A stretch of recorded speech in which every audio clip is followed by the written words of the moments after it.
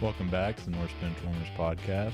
I'm your host, Colton Smith, here joined by producer Josh Northcutt, co-host Alex Perez, and director Garrett Jordan. Fellas, this episode, presented by the Northerner, of course, is finally back in the studio. We have not been here for a while, and we've gotten some upgrades, which is probably the most North Benchwarmers thing that could ever happen. I'm going to say, I literally don't remember the last time we were in here. It was the March Madness show, was it not? I think so, yeah. Or maybe the week after that. But I know because spring break was the week before that. We did that episode. So it's been almost a month since we've been back in here. Because we did another episode online, right? Or have we been off for 2 weeks? We've definitely been off for online without me. We Correct. definitely have been off for at least 2 weeks. Yes, because Anyway, who cares? yeah, We're back. Yes, we are back, and I'm greatly appreciative of what Bill was able to do in here to get all this set up for us and making this look really, really, really nice. we say Bill. Bill Farrow makes the show better each and every week. He did a lot in the last couple of weeks, and Yeah. a lot of it is like new cameras that are on us right now, and a lot of behind the scenes stuff. So just can't thank him enough. These new mic stands. I got a new toy.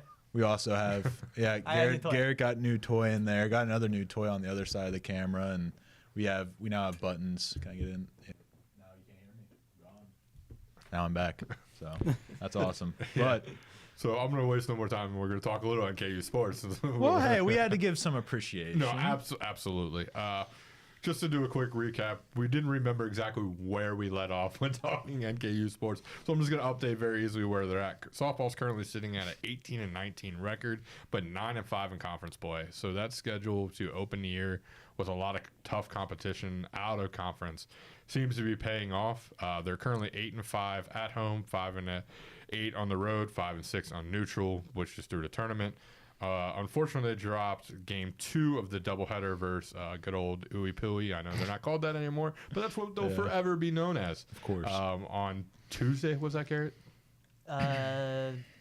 Wednesday, I think. Oh, Wednesday. So, yeah. So that is there. Both days. The doubleheader was on Wednesday, but they played on Tuesday as well. Gotcha. Thank you. They have Bellarmine next Wednesday, and then on the road for a weekend. Still can't get it right. Nope, never going to get it right. Bellarmine. Maybe when I graduate, I'll finally get it right. And then a weekend series at Detroit Mercy, but including a doubleheader. As for baseball, they're currently sitting at 16-15, 6-6 in conference play, 10-5 at home, 3-10 on the road.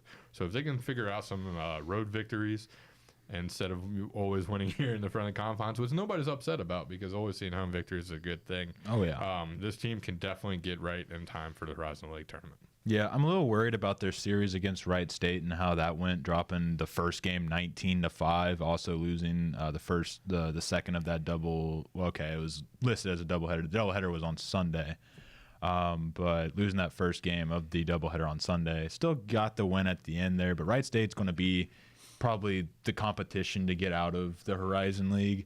And it's a little concerning, but I feel like we lost late to Wright State last year as well and ended up winning in the tournament. So maybe we'll just be repeating that feat. But I mean, statistically wise, we're really the best team on all sides of the field, it seems like. So that doesn't always translate to winning baseball, though. You never know. Correct. But honestly, Desiree is going to get the team ready. Oh, you yeah. just got to get right come tournament time, and then when you win a few, you go ahead and lead in there. They do have some tough non-conference schedule games coming up. At Ohio, at Tennessee, and at Kentucky. But that's got to help when you get your maybe see yourself compete versus a team like Tennessee. That's something you can go ahead and build on. So I'm looking forward to that game and actually getting to attend it in person. I feel like it's an advantage that baseball has over basketball and football is that you're able to schedule these non-conference games during the conference season. I think it's a major advantage to still be able to. How many teams did we see play well in conference and even in the SEC, a couple of them, and then they went up against other different conference teams, and it's just a different style of ball that they weren't ready for. And it happens every year in college basketball and college football. So I think that helps a team like NKU prepares as playing Ohio and other non-conference games still late in the season, so they aren't just set in this mode of winning Horizon League games. I don't disagree at all. I'm going to throw it over your way, Alex. I know you don't talk a lot of baseball, but I'm going to let you talk a little football with this one. And your team, there's some rumors there might be a little tension between TJ Watt and the Pittsburgh Steelers. Panic mode yet? Or how are you feeling? Hopefully not panic mode yet. I don't know where this randomly came from. I feel like it was like a one-day saga out of nowhere. So Instagram, he posted a peace sign. Well, yeah, that's what I'm saying. Like, that came out of nowhere. Like, you still have a year left on your contract. I guess maybe contract. Tell that to Trey. Yeah, true. Contract talks stalled or whatever, but Pittsburgh, please do not pull the Bengals and maybe let your best defensive player walk out the door. Let me run you through some numbers real quick. TJ Watt is the second fastest to 100 career sacks, one of 3 players to reach that mark before 30 years old. He led the league in tackles for loss on 2 seasons and the most forced fumbles since 2013, 33 by the way. And he's tied for the single-season sack record, as we all know. You do not let a player of that defensive caliber, no matter how old he is, no matter how much it costs, obviously it's going to go up because the Myles Garrett contract, don't let him go out the door. I was going to say, him walking out the door would be the least Pittsburgh Steelers thing in the world. That is also the true. Steelers pay their franchise guys. They stayed loyal to a quarterback who could not move about 3 years longer than they probably should have. He definitely should have retired 3 years before he did. They did everything they could to stay loyal to Antonio Brown and Le'Veon Bell before they kind of burnt their bridges and went the other way. Le'Veon's a little bit different, I guess, because they didn't want to pay him, but the running backs. That's just a franchise cornerstone defensive player is a Steeler for life. Cameron Hayward, enough said. Yeah. Back in the Steel Curtain days, Jack Lambert and stuff like that. Joey Porter, they let him go towards the end of his career, but it's just Troy Polamalu. Like, legacy guys stay Steelers. Pittsburgh is 1-10 in games without TJ Watt. I feel like that's the only metric you really need to hear. I think somebody needs to trade for him immediately. You need to pay TJ Watt. And then obviously, I'm going to throw it your way, Colton. It's a little late news, but I did want to bring it up.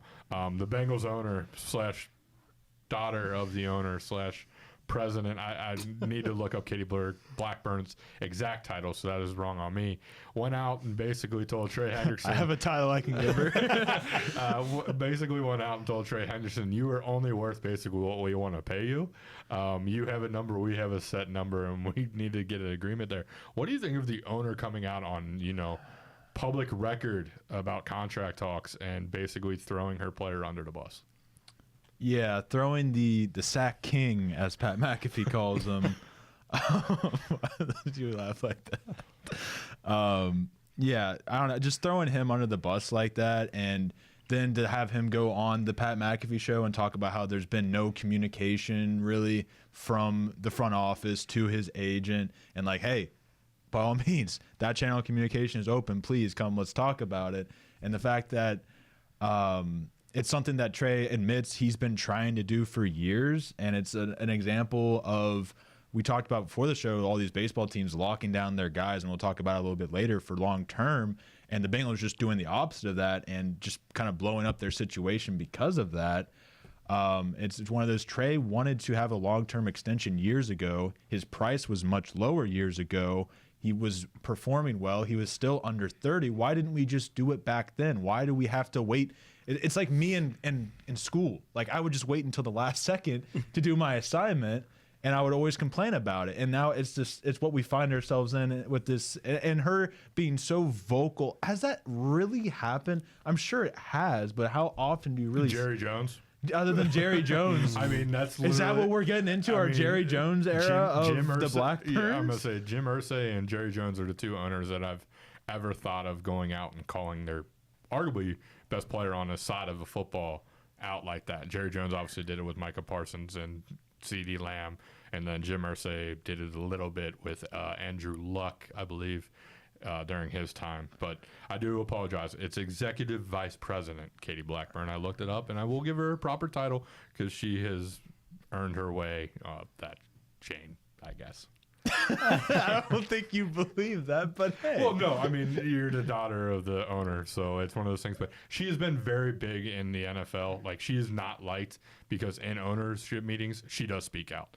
Usually the Bengals when things are getting voted 31-1, when you look, it's the Bengals voting against it. I've seen that She has before. also been her and both her daughters have been very beneficial when it comes to recognizing older talents and bringing them back, such as the Ring of Honor, trying to get Bengals players into the Hall of Fame where they're rightfully deserved. Ken Anderson, shout out to you. Willie Anderson, shout out to you. Should both be in the Hall of Fame. So they have taken the steps to fix the culture a little bit. Yeah, but then credit yet to again, but then yet again, when you look at the poll or the report card, as they call it now, in the NFL ownership, they didn't grade out too well there because they're not treating families like are correct. Literally an F minus, I believe, was what they got on that. So I'm curious to see how that works. But all in all, things have kind of ruffled there a little bit. I think it's all going to be just pushed under the rug, and unfortunately for Trey, he's just going to have to play out his final year of his contract.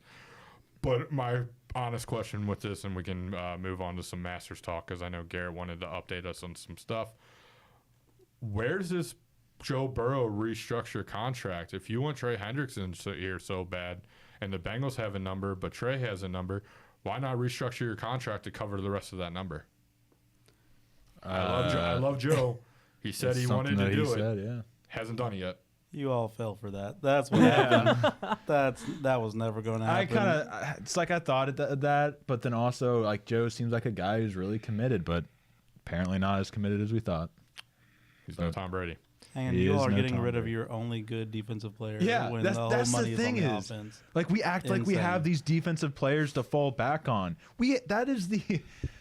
Oh, don't even get me started. Garrett, any updates on the Masters? Because I did see somebody is coming roaring out of the gates today. That's a hilarious pun, Josh.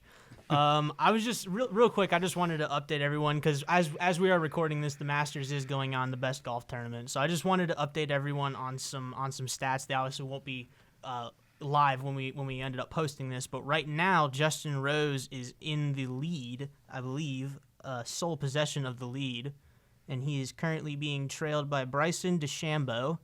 Let me restart this. Justin Rose leads the field at 8 under right now. DeChambeau is a stroke behind him. Sungjae Im is a stroke behind DeChambeau at -6. And Scotty Scheffler is tied with Connors at -5. Scotty Scheffler. Thank you. Of course. Got to say it like that. It's like required by law. But Rory McIlroy has had an impressive start to the round, and he is flying up the leaderboard right now. 4 under on the day already. Now 5 under. Now 5 under. Live stats just updated for me. 5 under through 13, and now he's carded at a 5 under for the tournament. So he's currently tied for 4th. So we might be seeing the push Rory makes to get this green jacket and complete this slam. Well, if you did watch day 1, he put on hole 15 and hole 17, he double bogeyed yesterday. That's 4 strokes. Say he just gets 2 of those back, he's sitting at -7. Rory is having a very, very good start to the weekend, and we talked about it before the tournament started, Garrett. There's nobody the golf world is pulling for harder than Rory to finally complete the career Grand Slam and win the Masters. It just feel like it wouldn't be right if he retired and he didn't have one green jacket. It doesn't feel right for the sport. I agree. Colton, if you want to take back over for the winner's circle. Oh, sorry. Masters golf. Yeah, I know we bored you. I'm sorry. Well, at least I'm a little more into baseball now. My winner's circle for this week is going to be the most basic winner's circle of all time. It's the Florida Gators because they won the national championship. I mean, it's plain and simple. Kind of was waiting for the rug to be pulled out because they were who I picked to win it. And it just never happened. And they just kept fighting. I thought, down 10 early in the first half. To be able to come back at that, and we'll talk about it later, is just against this Houston team is impressive. So shout out to them. Shout out Walter Clayton. I think that's going to be, I don't know if he'll get the first round pick or where he's going to fall in the mock drafts, but I think that's a guy who will be an absolute bucket one day. Absolutely. NBA. I think it was Josh. Were you the one that sent that Florida is now the only D1 school with 3 football championships and 3 basketball championships? Yeah, which I could not wrap my mind around. That's a insane. pretty impressive feat. Yeah, that arguably puts them as one of the top, if not the top, in college basketball, just off of that alone. Alex, do you have a winner circle? I do. Baseball, believe it or not. Yeah, Shiva University. Let me get that right. I hope I'm pronouncing it right. On a 100-game losing streak. And Lehman College on a 42-game losing streak. Believe it or not, the 2 longest losing streaks in the country had a doubleheader. And believe it or not, fellas, they split the game. Yes! So they are both quite literally in the winner's circle. Oh, yes! Congratulations to them. That's an incredible poll, Alex. That is fantastic that was that Alex great. went into the sport. It's a baseball.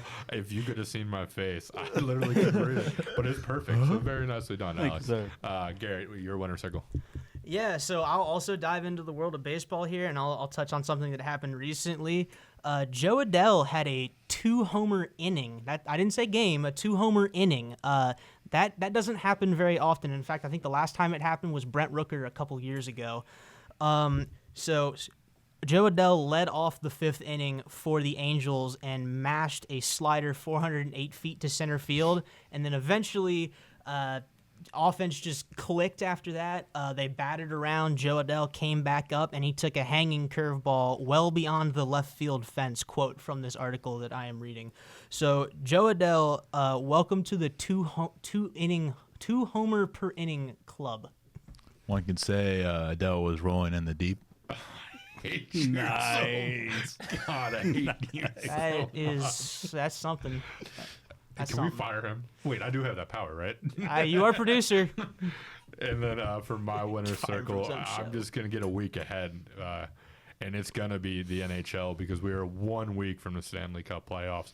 My favorite playoffs in all of professional sports. Things are heating up and leaning into hockey. Also, Ovi breaking the record of the great one with one more goal on the same amount of games played as Wayne. That is insane for that to happen. Absolutely one of the greatest players of all time. I still take him over Sid the Kid, but that's just my bias against Pittsburgh. Yep. Congrats to the Great 8. So, like, while I'm on this spiel, you said heating up. What happens when, like, a hockey rink heats up? Oh boy. Can we please fire? You know what? I'm taking over. He's fired. It's baseball We're talking time. baseball, so yeah, shut him up. Anyway, we're going to talk a little baseball. So just, we're about not even 15 games into the season, but it's still my favorite time of the year. So, Garrett, I'm going to ask you first off, who is your most surprising team if you have one so far? Honestly, for me, it's got to be the Los Angeles Angels because for the past 10 years they have been bottom feeders in the AL West, and currently they are sitting at 8-4, a half game back of the Texas Rangers, ahead of the Houston Astros, which is like it just blows my mind. This team is seeing success this early, but when you look at the roster, it kind of makes sense, right? I mean, you get power from Jorge Soler. I mean, that was a huge pickup for them in that trade with the Braves. So honestly, it's the Angels for me. That's the most surprising. For me, it's the Giants. We all were talking about the Dodgers, the Padres, and the Diamondbacks when it came to that division, but magically the Giants are like, oh, no, we're good too.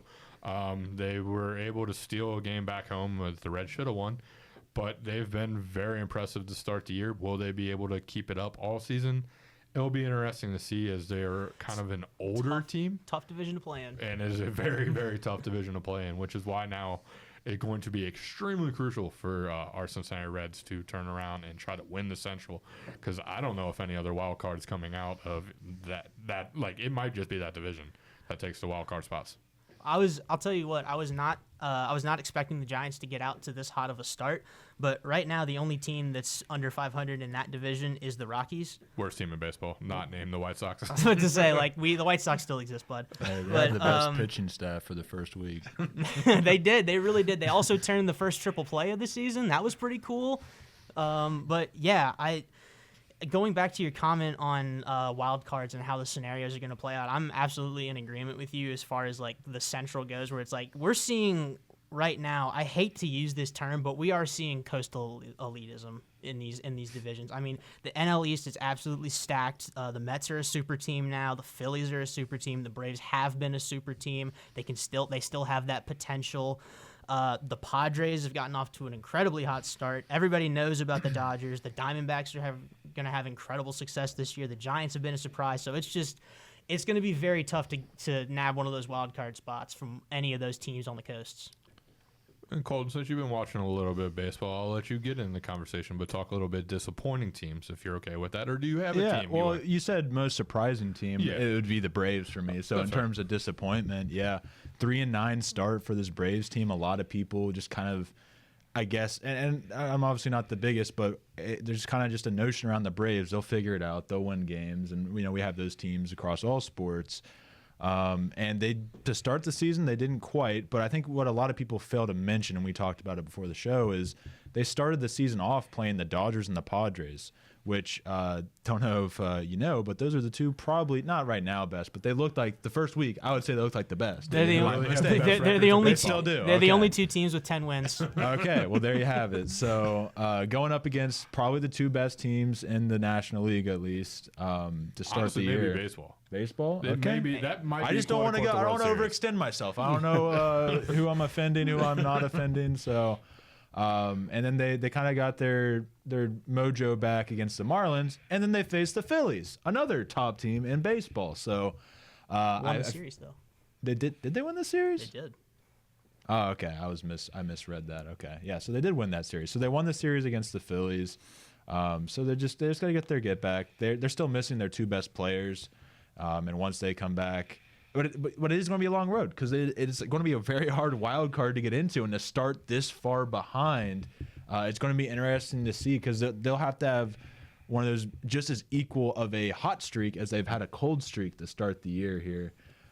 So yeah, that's my disappointing team or surprising team is the Braves because I think I ended up having them in my wild card. So. All right, and then I'm just going to throw out a few teams here. Actually, no, I take that back. I'm going to rewind that. Garrett, the Jays finally got their franchise player. 15-year deal, I believe. 14. 14-year 500 mil for Vladdy. That is a lot of money. That's a lot of cash. That's a lot of dough. But as someone who grew up watching his dad rule the outfields of Montreal, it is good to see Guerrero stay in Canada. That fan base has been dying for a player to just say that he is our guy, and I can't think of a better player than Vlad Guerrero to be that guy. Well, I mean, yeah, you look back at like the Shohei sweepstakes when he was a free agent. I mean, Toronto was like high on that list of teams like this could happen. He could land. They were the runner-up. They were the runner-up. So that's kind of been like the theme almost for the Blue Jays. It's like they can't ever land the big fish. They always get the one that's in second place. And I always felt bad for that. But it's like 14 years, 500 mil for a guy that in all likelihood will probably mash for 500 homers in his career and have a Hall of Fame career. So Toronto fans have got to be ecstatic right now. I mean, they just locked up their guy. And then also big news out of Major League Baseball that we joked about before the show, but I'll throw your way because I know you had more information on it. Profar suspended, speaking of the Braves, for the Atlanta Braves for 80 games because of PEDs. Garrett, you made valid points that it was pretty obvious he's probably been doing this since, in San Diego. Yeah, it was when you look back at his history as a player and you look at the stats, it's almost like a slap in the face of like, oh, duh, how could we not see this, right? So Jurickson Profar is a very storied player. He has over a decade in the MLB. Prior to his year with the Padres, his 9 years were spent kind of in between the minors and the majors. He's been a trade piece, a deadline piece for a few teams, just kind of like bouncing around, never really found a home. Gets to San Diego on that 1 year, $1 million veteran deal, and links up with Fernando Tatis, and then goes nuclear and has one of the best seasons by WAR for an outfielder. Maybe the best season for an outfielder, I think, last year. I'd have to look up the stats, but yeah, it's not very often you see a guy 10 years into his career just like that turn it on. So the signs were all there, and I think we all were kind of blinded by just how awesome of a story it was. And then when the ban hit, everyone was like, "Oh, that makes a lot more sense." I think that is literally all baseball fans woke up and we're just like, huh. Wait a minute. Exactly. And then very quickly, we're just going to do a few buy or sell. I'm going to throw teams out there if you want to be in this conversation. love Colton, to. I will gladly throw this away. But we're going to go buy or sell. The Orioles are the worst team in the AL East with a 5-8 record to start.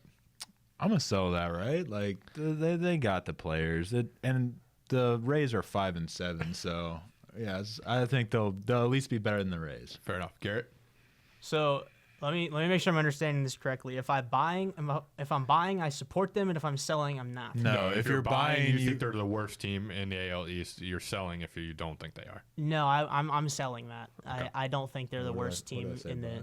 No, you said No, sell. you said so. Oh, You said okay. so. I don't think they're the worst team in the AL East. I'm not going to try to pin a team as far as the worst team because I think that might be, if outside the NL West, that might be the best division in baseball. But that Baltimore Orioles, they still have that young core. They've got all their guys up now. They just have to mesh, and they have to find success in the playoffs. They've made it to the playoffs for the past 2 seasons, and they've been wiped out in the wild card round each time. So they just have to find success in the postseason, and they have to keep their guys healthy. That's all I'm gonna say. And then for the AL Central, buy or sell, team will win the division with only 85 wins. Currently, the Tigers are leading at 7-5, followed by the Royals at 7-6 and the Guardians at 6-6. The other two, almost you could argue, are dead already. So, do you think 85 will be good enough to win the AL Central? Garrett. I am going to sell on that. I think one of these teams is going to rise above the rest, and we'll see like an 88, 89. Maybe for me personally, I see potential for the Detroit Tigers roster and the Kansas City Royals roster to both get 90 plus wins this season. There's the potential that's there. I think they both have great pitching staffs. They both have good offenses. They just need to get those guys together, and they need to get them to click. They're both. Especially Detroit is a very young team. Kind of reminds me of the Reds from a couple years ago. So if those guys can just gel, I have the Tigers winning this division. I think their pitching staff is a little bit better than the Royals, but I think one of these teams is going to go off. Colton? Yeah, I'm gonna sell that as well. I feel like the Royals. I'm pretty bought in on the Royals as opposed to Garrett. I'm bought in on the Tigers as well, but I'm a little more confident in the Royals to get those 90 wins as opposed to the Tigers. I also realized I very much dislike this division. Detroit, Kansas City, Cleveland, and Chicago all in the same division. Yeah, that's not exactly a good. It's like I don't have any Cincinnati trigger brain. I don't like the Guardians, but like I don't mind the Royals or Tigers, but just the cities. Ugh. And then we'll move over to the NL. Buy or sell, the Reds are the worst team in the NL Central. Guys, I'm a little bit worried they may be. We'll find out this weekend. I mean, yeah, but I won't. So I'll float in the middle. I'll cheat on that. But there's a legit chance I'm kind of, after being so bullish that they're going to guarantee a playoff spot, this team may not make it to 500. This weekend would be very beneficial getting back to 500. But the hitting is just nightmarish. Garrett, any thoughts? Yeah, the hitting has been rough to start the season for the Reds so far. They have games where the offense explodes. The 14-run game against Texas, I think it was 8 runs they scored in a game against the Giants on that last game of the series. But it's just your guys aren't going. The top of this lineup has to go. I'm a firm believer in hitting is contagious, and when the guys that you expect to be hitting are not hitting. It's tough for the guys It's tough for the guys that you expect to follow behind to follow suit. So I just think, guys, I know Matt McClain just went on the IL, so that's another thing that the Reds are dealing with is injuries. You got Austin Hayes is still out. Tyler Stevenson is still out. We Matt have McClain Will just went out. Benson striking out 4 times in one game. Hey, he was mashing at AAA. That's why we called him up, all right? I can mash at AAA and MLB the honestly, show. he is the definition of the quadruple A player. Like, that's a real thing in baseball. Yeah, he's like going to kill AAA. He's just not a major league player. He's whatever is in between. and unfortunately, there's should no add a level for that. quadruple But to answer your question, I'm going to sell because I think the Reds are better than what they're showing. I think once they get people back off of the injured list, I think, and once Terry gets that team together and clicking like they were in spring training, I think that this team can take off. My personal opinion is I think the Cardinals might be the worst team in this division. I think That's what I was thinking. I think they are in the middle of a very, very sharp disagrees. rebuild. I know he I disagrees. just have but been around for so long. I know you can't- have. I literally cannot just put them as the worst team. I in the know, NL I know Central. you have, but last season for them was really bad by Cardinals fans' standards. Last season was really bad, and I don't Well, expect it to get any better this year. Yeah, but that's clear. The Cardinals fans are also known as like the most loyal fan base in For sure. baseball. Yeah. They set a record low for an opening weekend in St. Louis for fans. Wow. Weather played a little bit role in that, Oh, but did it? the fan base is they're so caught up in hockey and the Blues possibly making the playoffs, which would be a apt ultimate surprise. And I wanted to give one shout out before we move on and let you all talk some basketball. Shout out to the Nationals for taking 2 of 3 from the Diamondbacks and 2 of 3 from the Dodgers. Very young team, very talented core. Mackenzie Gore and Dylan Cruz are going to be names that everyone knows, along with James Wood. That dude drops bombs. Like that guy. Be on the lookout for those 3 names to become household names and possibly be playing in the Classic later this year in the All-Star game. All right. Colton Talk basketball. Do we Garrett? May I? Torpedo bats are funny. That's all I'll say. All right, glad you were able to get that out there. That was a worthy statement. So, basketballs. There's something happened this week in basketball. A little little national title. I guess we should start there with the national title talk. Florida, the Gators, defeated Houston, the Cougars.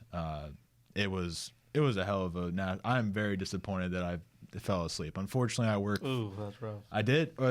I work at 4:30. I got to get up at 4:30. So Florida fell about 10 points. I knew they'd come back, but just couldn't make it. Anyways, I obviously watched the recording. Absolutely insane. But Alex, since you watched it live, you experienced it. I'll let you cover it. I was about to say, to be fair, for most of that game, you're like, Houston's kind of in control. Yes. Walter Clayton and Elijah Martin both are not doing anything. Mm-hmm. They went 2 for 13 from deep and 5 for 20 overall. So Houston did a great job there.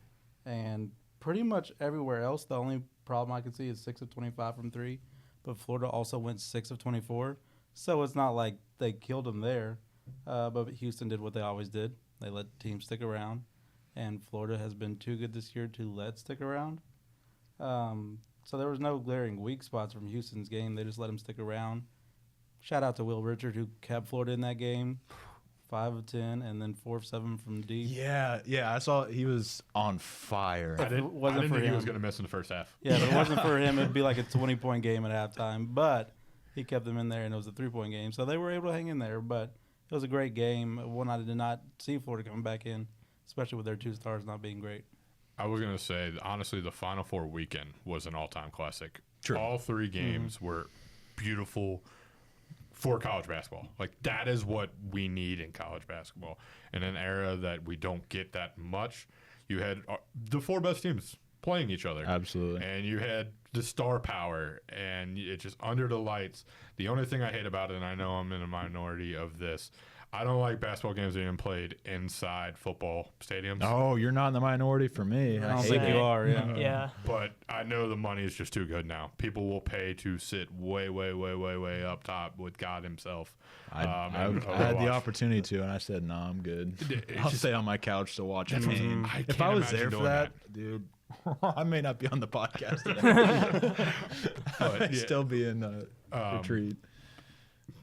The thing that blows my mind, and I know I'm going to mess it up, who took the last shot for Houston? Sharp, Emmanuel Sharp, I think his name is. Always want to call him Shed. For some So reason. apparently they ran that play in practice. Like, they knew that play was going to be the draw up. They're not playing for a tie. They're playing for the win. He did that exact same thing in practice. Ooh, that's He rough. got called for an up down in practice, and Cryer is their best player, right? Yeah, LJ Cryer. Cryer mentioned it like in a mic up situation about it happening in practice. And it was just like, how does that happen again? Because Sampson kind of called him out without calling him out, and it was maybe just a little anger and disappointment. 60-plus years, 35 years of coaching, and to be that close to watch it slip through your fingers. He mentioned that he should have pump faked, and the whole plan was to pump fake because they know how aggressive Florida's defense was. Clayton would have flown right by him, and he would have had a wide open 3. Yeah. And I feel for the guy, but even in that same situation, touch the ball, because then you get the violation, you get a chance to foul. You probably have to put up a half-court heave, but you at least get another shot. Nobody was coming to that ball in that amount of time to put up a miracle I shot. want to say that was like 5 seconds ran off, 6 seconds ran off, and he was literally boxing out Clayton. Like you said, enough time, touch the ball. Yeah. Exactly. Figured something out, but that was a very tough way to lose, but an excellent game, excellent weekend, and Duke didn't win, so I'm happy. Me too. An all around game, Yeah, all the around world weekend. rejoiced. Yes, of course. Houston came in, definitely got Florida out of their comfort zone, and it was pure chaos for the first 10 minutes. That's when Houston kind of pulled away after that, and they kind of were in control, and that's what Houston wanted to do. But Florida, I knew they had the guys, they had the team to definitely figure it out, and they did in the end. So is there any more we want to talk about this national championship? I mean, we could really talk about it the whole 20 minutes, but there's a lot of other stuff to go through. Yeah, for sure. I was just going to bring up, it was going to be a 2-minute warning question, but Garrett decided that it would be better to talk about on the podcast. Yes. So I'll ask you guys. This is only the second time since 1985, the other time was in 2008, that 4 number 1 seed teams have made the Final Four. Has the NIL caused this to happen, or is it just going to be a rare occurrence of a situation like this? My wishful thinking would say it's just a rare occurrence. Maybe it's more likely now that it happened, but I mean, if you think back to all of these teams, other than Duke, really, every team. I mean, Houston was very close. Should have lost to Purdue. Well, I'll say it. Yeah. But, I'm biased. Florida could have very well lost to UConn, and Auburn had their moments as well. So, like, in the sense of, are we going to get the 1 seed every year? Absolutely not. Maybe next year all of them are gone. I mean, it's just random and just happened to be one of the years. I think the more troubling thing from this March Madness was no double-digit seeds in the Sweet 16. Really, just a handful of upsets in the first round. I think that's the more troubling thing. That kind of points to a gap. But even still, Michigan, UC San Diego. If UC San Diego doesn't fall 11-0 to start the game, they likely could have won that. And there's plenty of other stuff you can point to. So it's 1 year. It's really easy, and especially in the social media world where, like, today or yesterday, Luka's crying about, Dallas or whenever that was, and, tomorrow it's just a whole nother story. Like, it's very day to day on people's perception of how the sport is, how players and teams are. So it's really easy to be all gloom and doom, but I have hope. We'll see. Yeah, I was about to say that this is the toughest tournament in sports to win, so I don't see this being a thing that happens all the time. I think the thing that made the difference this year was teams with experience. Most of them are older teams besides Duke, who, relied on Cooper Flagg a whole bunch, but they also had some veterans on that team as well. These were older, experienced teams that had stars and that star power that did not falter. Nobody went into the tournament and looked at those 4 teams and were like, those stars are probably not going to perform in the big moments. We knew they were, and this is just, I feel like, kind of what most people expected for this tournament. It will not be the norm, I don't think. And then, Garrett, any thoughts? I know basketball is not exactly your sport, but NIL obviously affects college football as well. I'll talk a little bit about the basketball, but I think my opinion on it is I think this is more of an isolated event. The fact that we had 4 number 1 seeds make the Final Four. I think my bigger concern is that I see it as more of all 4 1 seeds made it, but I think like you're gonna see a trend where more and more like higher numbered seeds are going to reach the Sweet 16 and Elite 8, and some of those like lower seeded Cinderella stories we're not going to see anymore. I saw a post on Instagram, which is, it made me thought of this. There was a very interesting analysis of it where he said the Cinderella stories are no longer the teams, it's now the players. And I think that was a very interesting perspective, because I know we kind of talked about it. We sent a little graphic around our group chat where we talked about the teams that were in the Sweet 16 and the makeup of the teams, who was on the team, right? I think, if I'm remembering off the top of my head, it was like Purdue and Duke were like the only two teams that had the majority of their team that had been there the whole time. I don't think it was Duke. It was definitely Purdue, but I didn't think Duke was. Was it not? I was one other team on there, but I'll just use Purdue as an example, because they had all 5 of their starters Houston have been might have there. been. All I'm gonna say it's probably Houston, right? okay. So But it was So all 5 of the starters have been there all 5 years, and then you look at just about every other team on that graphic, and it's all transfers. So I think you're going to start to see some of those really good players that maybe don't get recruited out of high school and go to those mid-major programs and excel. Now they're transferring out to those upper-level programs, and those mid-majors don't have the opportunity because they're losing that key player that they recruited. So in my opinion, NIL is going to be the death of Cinderella stories in the tournament. Honestly, I think your summary of it's now the players, unfortunately, not the teams, is perfect, because there was some really good stories going throughout the tournament. Janai Broom, where did he start? Moorhead Moorhead, State? yeah. So going from Moorhead State all the way up to Auburn and making it all the way to the Final Four. And National Player of the Year candidate. Right, exactly. So like he could have stayed at Moorhead, and they could have had success with him as the centerpiece. They could have had a potential bid into the tournament and made some headlines or whatever. But he chose to transfer to Auburn because that's where the money was. He was getting paid at Auburn, and so they basically plucked the talent from those mid-major teams. So this, in my opinion, that's what I see. Clayton was also at Iona to start, right? Yeah. So I completely forgot about that until they said it on the national championship. Elijah Martin was also somewhere else, but I forget. He was FAU. Yeah. Because he went to the Final Four with them as well, right? And then obviously, since we're talking about the transfer portal, is there any headlines you want to mention of that before we move on to where do we even start? It's impossible to really go. I think the biggest one to me is Donovan Dent going to UCLA. I mean, I honestly thought he was probably headed for the NBA, but he's got another year. He's going to UCLA to be their main guy, and that's really what they were missing this year. And Mick Cronin is sticking around, so can't wait to hear him complaining about flying across the country. I think again. he's now got Dent. He won't be complaining so much. Yeah, he won't be complaining as much. So, and he was coached by Patino, and that's why he left, is because Patino left. So he's definitely a hard-nosed guy that probably won't have to be called out on the stand. But also Bennett Sturts is like considered which I think it's weird that he's considered the best transfer. Great player. Do not get it twisted. It just feels weird that he's the number one listed on 24/7. He's going with his coach from Drake to Iowa, so Iowa could be pretty scary next year. Any portal news you want to talk about? Caden Lewis is not really a portal news, I guess. Well, it will soon be, I guess. Decommitted from Kentucky, so that was great. We'll obviously be going to hang out with his bestie in North Carolina, Caleb Wilson. So that's cool. But Jaden Quaintance from Arizona State should have been a Cat last year. Guess didn't buy into the whole Pope thing until now. He saw what could be done with Amari Williams, and now we have another paint defender that averages nearly 3 blocks. Very happy about that.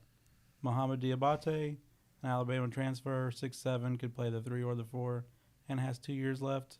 He went to Kentucky? Yeah. He went from Alabama to Kentucky. Also got Jalen Lowe from Pittsburgh, a good point guard who averaged 7 points, 2 steals. And then Cam Williams from Tulane, who shot 41% from deep last year. Pope knows how to work the transfer portal. Well, speaking of somebody who knows how to work the transfer portal, so we're both thinking the same thing. I Michigan, wanted to bring it up. Right? Yeah. Do you remember what I said when Dusty May got hired? He wouldn't be able to work the transfer portal because of the rules. Yes, and it almost bit him in the butt with Morez Johnson Jr., Illinois' power forward was going to transfer to Michigan, and then the grades were becoming questionable. Yeah, oh darn, I guess they get Yaxel Lindenborg, poor guys. So the fallback plan they also was got Mara was their fallback plan for UCLA.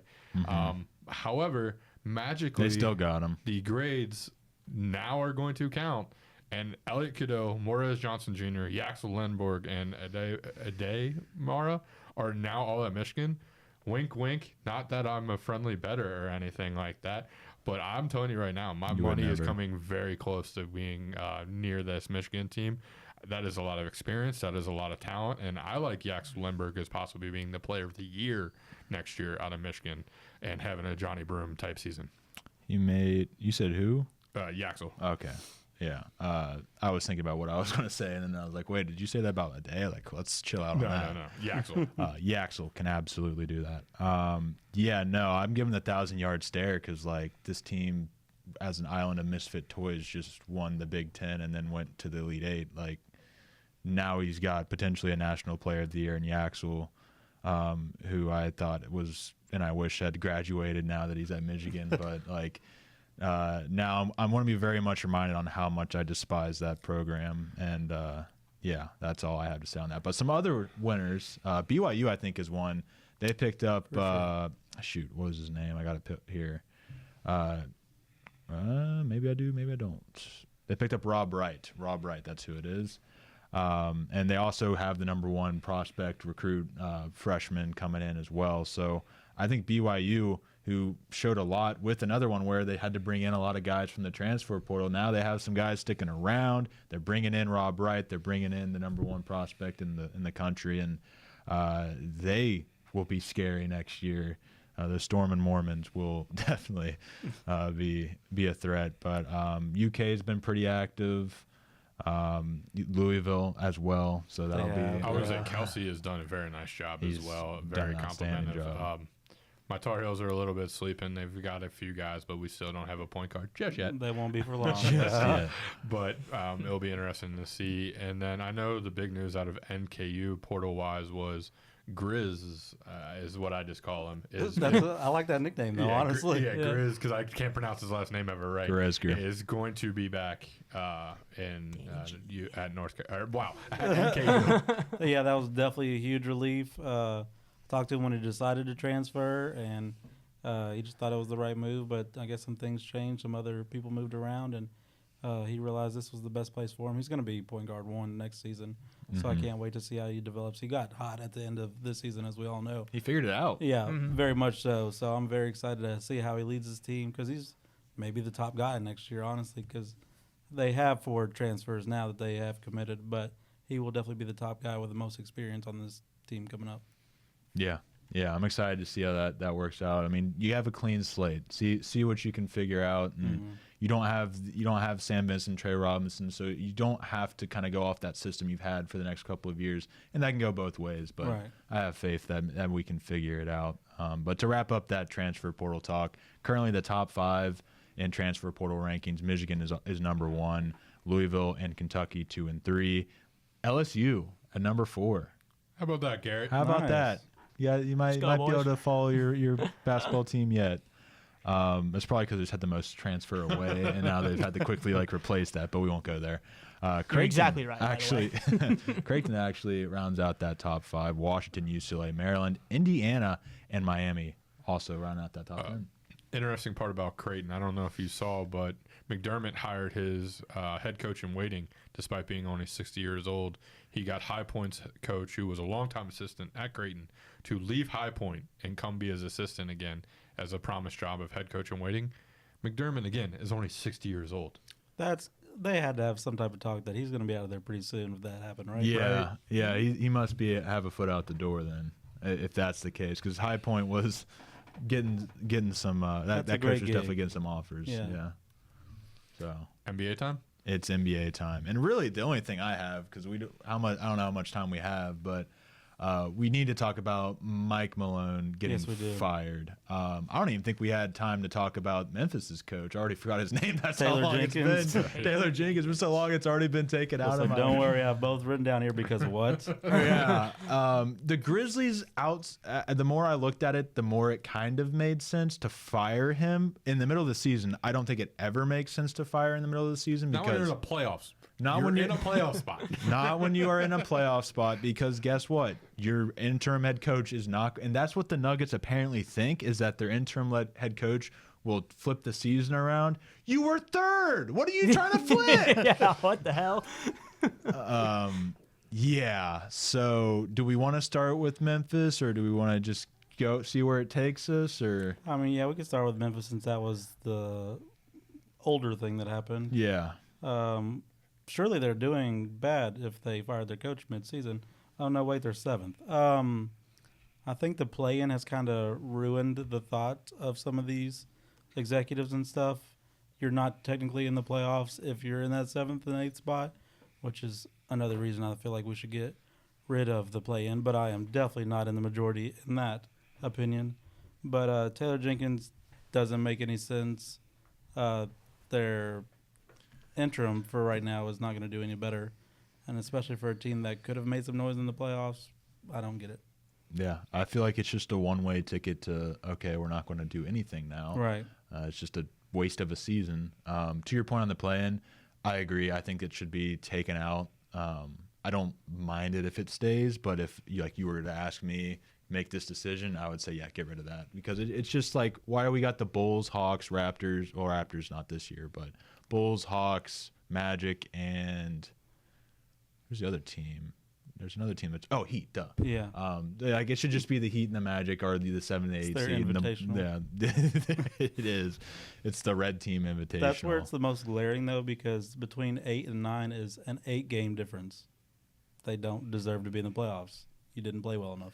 Yeah, and realistically, honestly, probably 7 and 8. Magic deserved to be in there, but they had injuries. Yeah. But they're all below 500 after you get 6, so Mhm. it's just disgusting, that East. And then it's like I feel like we need to maybe go to that conference-less playoffs where just the best 16 teams get in there. I would agree. Just because there's some West teams that are getting robbed for sure. And Mike Malone, moving on. Yeah, to him. we need to get on that. The Denver Nuggets, you all employ Russell Westbrook. I feel like you kind of made this bed yourself, but that's really my big take. What about you? I don't get it whatsoever. Mike Malone, what did you say? 10 winning seasons? I was going to in ask, a row. was it 8 straight winning seasons in 10 years or 10 straight winning seasons I've I mentioned? think it's 8 straight. Is that- It's so- definitely 8 straight. Which is- yeah. How do you fire him? It's like 8 straight He won winning a championship. seasons. You kind of were on a downtrend like the last couple of weeks, but you were still like 3rd or 4th in the West, which is quite the accomplishment nowadays. And the pieces were there that if you get to the playoffs, you look at this on a matchup by matchup 7-game series, you have the best player in the world, you can figure it out. You win in round 1. You go to round 2. Okay, we're facing, I don't know, maybe the Lakers, maybe the Rockets. We have to face a Rockets team. I don't know. And even the Thunder. I think there's a world where they could have beat the Thunder. But now You have the best player on the planet. You can beat anyone. exactly. You got Russell Westbrook employed. Jamal Murray's been hurt so much, and you got rid of KCP. I don't think Mike Malone made any of those decisions, but No. I could be wrong. So maybe the GM deserved to be fired. However, the head coach is a head scratch to me. What I was hearing, and I don't know how deep it went with you guys, is Malone and Joker were not getting along well. Really? As in, this could have been they talked to Nikola first and they had this done. I was about to say, I hate that discussion every time a coach gets fired. The star player knows every single time. Yes. And you don't fire him without Joker Exactly, saying. yeah. So, There had to be something for sure, yeah. Yeah. but I guess the talk was defensively they haven't been as good as what they normally are. Yes. And they've gotten a little bit lazy compared to what Malone likes. So, speaking of Malone, though, the wraps us all full circle. there is a potential job opening in San Antonio. Can y'all imagine if he became the head coach for the Spurs next? Y'all, we got another Just the dynasty. most obvious move, honestly. That Spurs Nuggets first series, oh baby, might be a sweep, but no, that would go crazy, and I think that is literally the perfect landing spot for Mike Malone. If you want a guy that's going to extend your window by another 10, you put another 10, 15 years in him as a coach. Sure, yeah. And you want a guy that will keep that consistency of greatness that Greg Popovich had. That is your best shot right there. I don't know who Greg had in mind for the replacement, but I think that's your best shot, is just a proven guy. I know somebody's probably been waiting there for a while, but.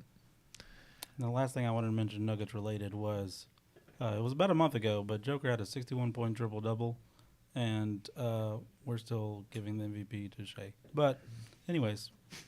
Is it just 'Cause voter he's fatigue? Voter fatigue, and the team isn't as 100%. successful. But Yeah. it's a solo award. It's not a team award, right? Right, but like if Supposed to be, yeah. if Jokic is doing this and they're in 15th, are you still giving him? That's a good point. Yeah, so there's got to be team success. There's got to be storylines, and all that. So, all right, Garrett has informed us via the alarm that I so very missed. I'm sure you did. Missed that alarm so much. So that it is time for the 2-minute warning. So, Josh. All right, gentlemen, we're about 2 weeks away from the NFL draft, and there's already talks that Cam Ward will be number 1 overall, leaving an opening for the Browns to start the draft at number 2. I did not ask you this question beforehand, but I'm going to ask it now anyway. Who do you think the Browns should take at number 2, Colton? Like you said, you didn't tell me beforehand, but also like Shooter, Carter, or the big 2, or Hunter. There you go. One of those 3. I just feel like any way you go, they're going to mess it up. So I don't know. Whoever makes you the most money. Garrett. Yeah, I don't really know, honestly. That kind of was sprung on me.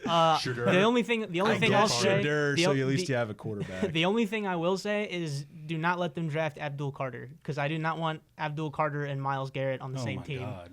By the way, that's the answer. Draft Abdul Carter and watch the AFC North quarterbacks die. My pick would be Shadur because they need a quarterback. They needed a quarterback before they need Abdul. I'm sorry. All right, I was originally going to be who the Nuggets hire as their next head coach. However, I like this one better. As of right now, the Pacers and Bucks are set up to be a playoff round in the first round at 4-5. Really? 4-5 Pacers. Last Bucks. I looked, it was the Pistons. Also winning both winners of 6 straight. Colton, who wins that series? What do you think I'm going to say? Well, it's your favorite player ever, right? Oh, that's true. He's not playing. Okay. That's true, yeah. So just like last year, the Pacers will win that series. Thank you very much. All right, Alex? The Bucks employ Doc Rivers Exactly. and Darvin Ham. Give me the Pacers. I'm just going to go with the Bucks because I just want Colton happy in his life. And my joke answer to the original question was the Nuggets should hire Doc Rivers just to be funny. It would be hilarious. 'Cause Or that's Darvin what- Ham. Just get Darvin Ham. That's what all teams Taylor do. You just Jenkins, hire I don't Doc know. Rivers. Imagine a Darvin Ham, Doc Rivers NBA Finals. No, shut up.